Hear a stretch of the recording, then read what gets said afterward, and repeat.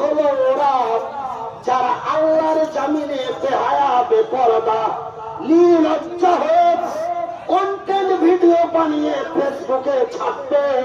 ওই বেহায়া নারীগুলি হলো এরা ওই বেহায়া বেপরদা নির্লজ্জা নারী। তারা বেহায়া বেপরদা হয়ে আল্লাহর জমিনে চলাফেরা করেছে। তাদের দিকে হাজারো পুরুষ দৃষ্টিপাত করেছে। আচ্ছা ভাই, একটা কথা আপনাদের বলি, আপনারা অনেকে শিক্ষিত ব্যক্তি আছেন।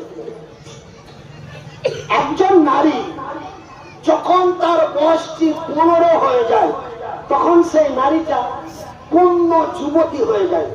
তো ওই যে নারীটা সাবালক হয়ে গেল, সাবালক হয়ে যাওয়ার পর থেকে ওই মেয়েলোকটা ধরলেন 50 বছর বাঁচল।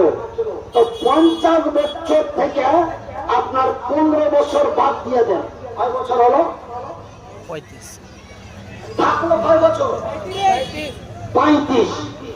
একটা বেটি ছেলে যদি 35 বছর ধরে আল্লাহর জমিনে বেহায়া হয়ে চলে, তো 35 বছরে ওই মেয়েলোকটার দিকে কতজন তাকিয়েছে বলতে পারবে? বলা যাবে? বলেন, বলা যাবে?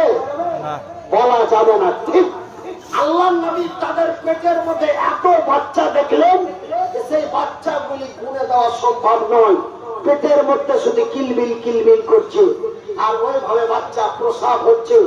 আর তাদের প্রসাব যন্ত্রণা এত খাতারনাক যন্ত্রণা, বর্তমান প্রসাব যন্ত্রণার 70 গুণ দ্রুত গতিতে তাদের যন্ত্রণা। আর তারা প্রসাব যন্ত্রণায় চিৎকার করছে আর চিল্লাচ্ছে।